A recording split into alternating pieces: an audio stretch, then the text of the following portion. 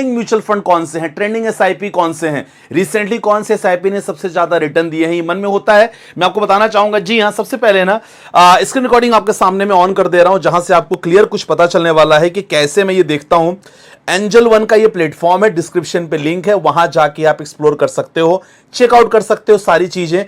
जैसे आप angel one का अकाउंट वगैरह ओपन करोगे ना, बहुत सारी फैसिलिटी लोग देते हैं। तो देखो मैंने ना म्यूचुअल फंड पे क्लिक किया है। अब जैसे म्यूचुअल फंड पे क्लिक किया है ना, तो यहां देखो सबसे पहले टॉप पिक्स में आप जाओगे ना, explore mutual fund top picks आप जाओगे तो नीचे स्क्रॉल डाउन करना। स्क्रॉल डाउन करने के बाद इन्वेस्टिंग ट्रेंडिंग एसआईपी, देखो ऑप्शन आपके पास ऑप्शन आ गया है ट्रेंडिंग एसआईपी का, मतलब इन एसआईपी में रिसेंटली लोगों ने अच्छा खासा पैसा बनाया है। ठीक है, चलो अब यहां व्यू ऑल पे करोगे ना, तो आपको सारे म्यूचुअल फंड्स दिखेंगे जिन्होंने रिसेंटली अच्छा पैसा बनाया है। ट्रेंड चल रहा है, मतलब ज्यादा से ज्यादा अभी करंट मार्केट सिनेरियो में यहां लोग बहुत निवेश कर रहे हैं, ट्रेंड है। सबसे पहले एग्जांपल आप देख सकते हैं, टॉप रैंक्ड पे है उस समय पराग पारी फ्लेक्सी कैप फंड, 3 साल का रिटर्न 15% का, 5 सालों का रिटर्न यहां 16% का रिटर्न दिख रहा है।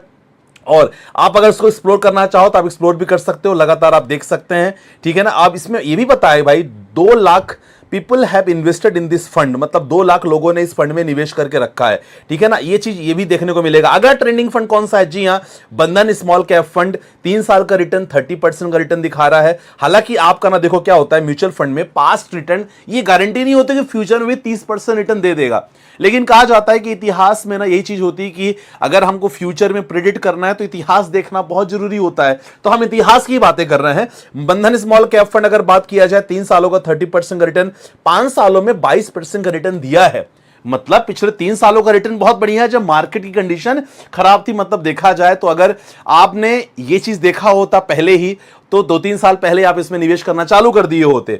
सेम एचडीएफसी मिड कैप का फंड देखोगे, 5 सालों में 21% का रिटर्न और पिछले 1 सालों में 6% का रिटर्न है, जहां म्यूचुअल फंड ने निगेटिव रिटर्न दिया है। 3 सालों का 22% एचडीएफसी मिड कैप की बात करें। Nippon India large cap fund ये भी देखोगे 15% का रिटर्न 3 सालों में, 5 सालों में 16% का return Nippon India large cap fund में।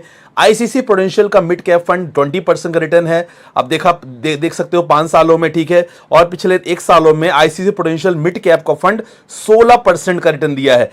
एचडीएफसी का silver ETF fund of fund 163% का रिटर्न दिया है पिछले 1 साल में। तो अगर आपके पास ये डेटा होता, ये प्लेटफॉर्म होता, तो डेफिनेटली आप इस पे इन्वेस्ट कर दिए होते, क्योंकि इंसान ना ट्रेंडिंग चीज को पकड़ता है और ट्रेंडिंग में ये फंड्स अगर आपने देखे होते तो निवेश कर दिए होते।